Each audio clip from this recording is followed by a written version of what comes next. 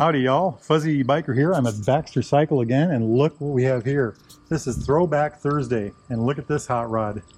This is a very rare motorcycle indeed. About 170 of these were made. It's a 1960 Royal Enfield Interceptor, one of the VAX models, VAX. And that was because the X was added to the numbers on the frame. But this was the, well, actually you can see the backs right there. This was the new motor. It was heavier duty in every way than the old motor. It said it was new from the crankshaft up. It's like I said, about a 700cc parallel twin, overhead valves, cams down below. And I want to show you something about those cams while I'm thinking about it. He said the quick, because it was a race bike, quick change cams. You can take the cams out without turning the motor out. And just a kind of a neat thing there, isn't there?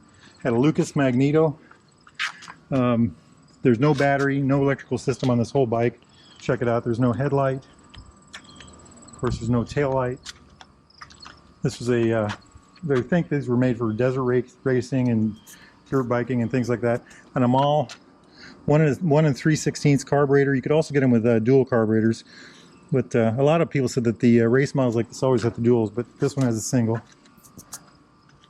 Just a gorgeous looking thing. It is in the big old velocity stack. I love the way those look. Just a gorgeous engine, you know. Oil lines on the exterior. Back in those days, that was a very common thing. You know, here they are back here.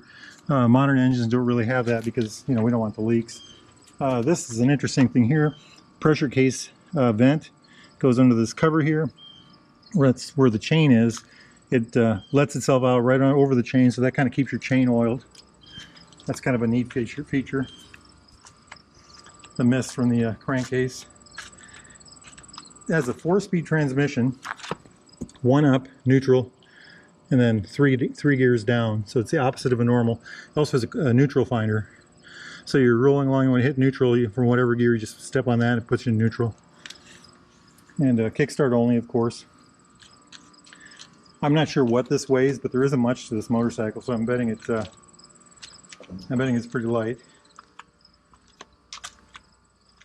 The brake on the front is a 7-inch single leading shoe.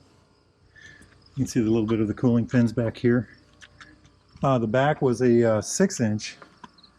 Here it is, single leading shoe. I always love this, you know, the mechanical advantage. Brake pedal, the arm here, you know, the adjuster here. Okay, something interesting about this bike too is this was called a quick change sprocket. Because it was a racer, it had the quick change sprocket. Some people think that these had a lower geared forward, a smaller sprocket in the front, so that the bike was much lower geared than they made a street version of this also. But so this was supposed to be much lower geared, you know, and that's what you'd want if you're out in the, you know, racing like that in the dually boonies. Quick detached cams, already talked about that. No battery. Something interesting that I just learned today is that even though this looks like a wet sump engine, if you were to ask me, there's no oil tank anywhere. It looks like a wet sump. It's actually an internal tank, dry sump. So there is an internal tank for oil, separate. Pumps it into that tank. The tank feeds that to the pump. So very interesting. Another interesting thing is the transmission, even though it is part of the engine, is also separate. You can, you know, very interesting look to me anyway. I'm not sure what that means. They were telling me about that, but something about being able to adjust things without having to take the whole engine apart. I'm telling you more than I know already, right? But look at the bike. Isn't that just a gorgeous thing? I love the tank. You know, that... so some of the modern bikes have this same exact decal on it. Or not a decal, it's a build-up. Just a gorgeous looking thing. And also these chrome panels. A lot of the modern bikes will have chrome on the side like that too. Just a beautiful thing. Beautiful thing. Okay, let's look at the what did this bike come with? Well, let's talk about all the instrumentation. There it is, none. Oh, it has a kill switch, a choke, probably timing over here, throttle, clutch on this side, of course, brake, and you know, these are all mechanical brakes, so cable actuated brake. Cable runs down to here. Here's the adjuster right back here. Let's see if there's an adjuster over here. There's also an adjuster up here, very nice. Adjusters for the throttle, choke. I'm assuming this is timing, but I can't guarantee you that. Let's look for the mag. Okay, there's the mag. There is a cable that runs down to it. So I'm assuming there's something in there that can be adjusted slightly with the with that brake lever, or with that timing lever.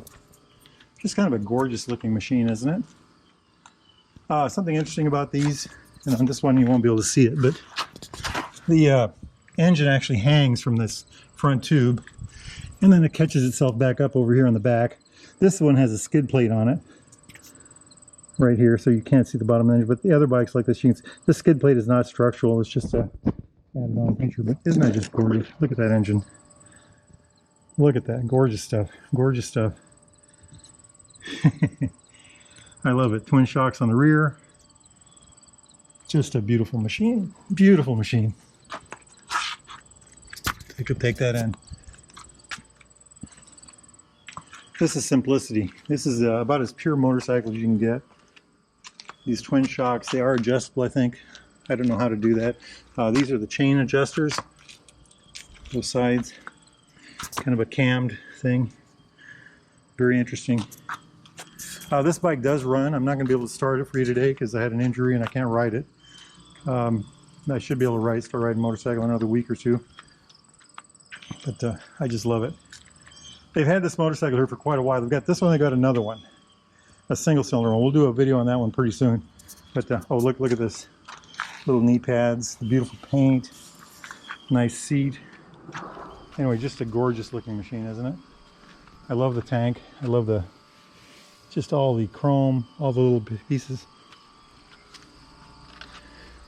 If you're interested in something like this, I don't know if this particular machine is for sale, but if you're interested in something like this, VAX Recycle has a whole room full of magic old motorcycles like this. Royal Enfields, Nortons, Triumphs, all kinds of British bikes. They specialize in that kind of thing. They also specialize in parts for these motorcycles, by the way. Go to vaxrecycle.com and check them out. Give them a call. They're very friendly, very easy to work with. And you too could have something similar to this. Anyway, life is good. Get yourself out there and ride. Wahoo!